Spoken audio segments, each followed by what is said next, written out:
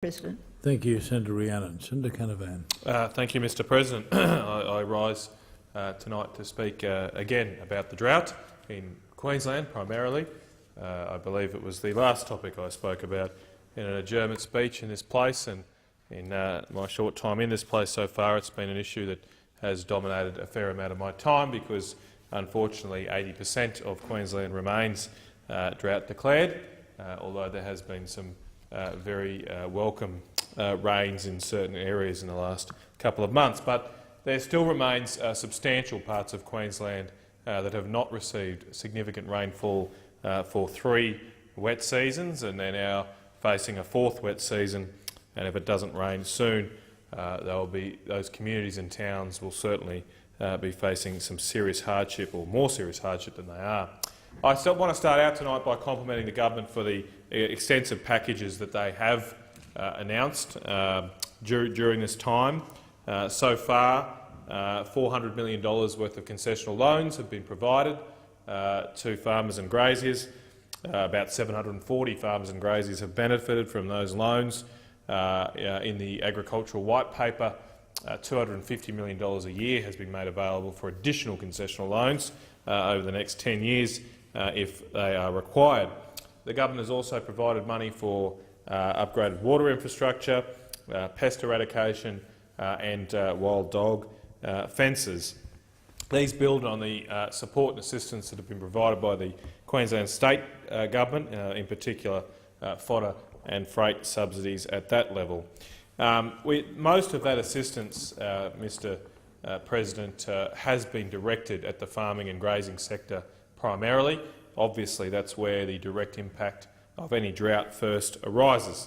However, this drought is so severe, and indeed in some parts of Queensland it is the most severe drought on record, that there has been extensive impacts, indirect impacts on local towns and communities.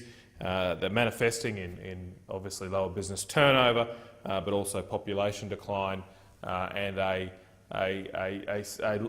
lack of hope now about what the future holds for businesses and people who live in these communities.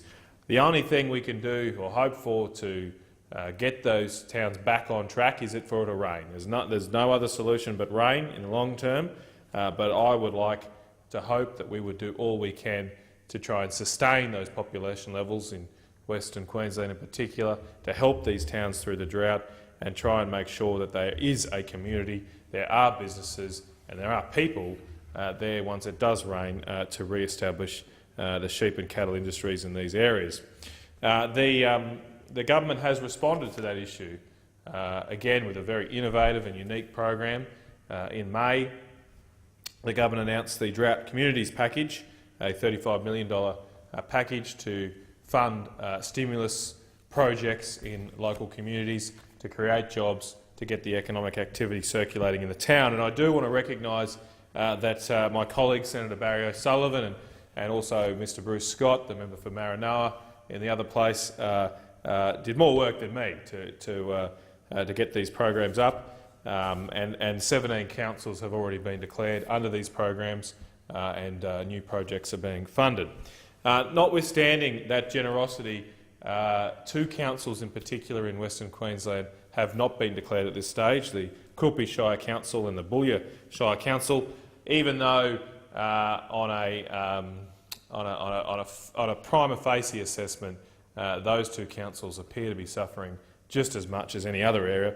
Indeed, in the case of Quilpie, every other shire surrounding Quilpie has been declared, and it's looks like a bit of a donut at the moment in the map, that Quilpie's right in the middle of this drought, and it has not been declared under this program for any funding. That has obviously perplexed and frustrated the people of Quilpie and the local government of Quilpie. They came down to Canberra about a month ago, saw me and others in this place and put their case. I thought they did have a strong case, and I promised I would look more into it. I have done that, Mr President, and I've looked at how they failed to receive a declaration. I've today just handed a report on my analysis to the Deputy Prime Minister, who's in charge of this particular area, and I'd like to just explain briefly what I think are the factors that have led to Quilpie at least missing out. The government has primarily determined eligibility for this program based on rainfall data from the Bureau of Meteorology, and specifically a council area needs to have at least 20% of its area subject to a 1 in 20-year drought according to that data. In the case of Quilpie, however, around 70% of the Bureau of Meteorology sites, there's 28 sites that are relevant for Quilpie, around 20 of those, or exactly 20 actually, don't have full data, have less than 95% rainfall data. An interesting aside that I discovered during this process is that many of these sites have excellent data going back to the 1890s, and then the last 10 or 15 years the data becomes more patchy, people don't seem to be recording it, and the locals put that down to consolidation and more corporate farms in the area not keeping the data up to the same quality that perhaps family farms did in the past. Be that as it may, we have 8 sites where there is full and complete data, and when you drill down at those 8 sites, some issues arise. Obviously, because there's only a few sites that the Bureau of Meteorology are using for Quilpie, they can be subject to particular anomalies or particular weather events that tip them one way or another. In the case of Quilpie, there was a storm in February last year that's evident in all the data at these 8 sites. That storm hit Quilpie pretty hard in February, and of course it's evident in a peak. So just briefly, I know we're not meant to use props, Mr President, but I can't really speak to this graph, but there's a graph there, and in the last few years, in the last couple of years, Quilpie had a quick little hiccup there, or push up, because of this particular storm. However, if you took the storm out, it would actually meet the 1 in 20-year trigger and would qualify, and that's the case at all of these sites. The storm itself, I'm told, and certainly this is normally the case, an isolated storm often does more damage in a drought-affected area than good, because it's heavy rain, it can wash away soil, and if it's not followed up with other rains, it leads to no pasture growth. And that's certainly evident on the ground in Quilpie. It's still very dry and deserted. So I believe because of those deficiencies, the rainfall data can't be reliably used to judge Quilpie's eligibility for this program. So I decided to look at other measures. There's not a lot of ABS data at the Quilpie sort of level, of course, and censuses are too far in between. So I and my office conducted a survey of Quilpie businesses. We identified 55 businesses with contact details, non-farm businesses, because we were primarily looking at the indirect impacts of this drought. We ultimately received responses to that survey from 42 businesses with a response rate of 75%, which is pretty high. We observed that 90% of those businesses recorded a negative impact from the drought, with an average downturn in their retail trade or retail turnover of 44% on an annual basis.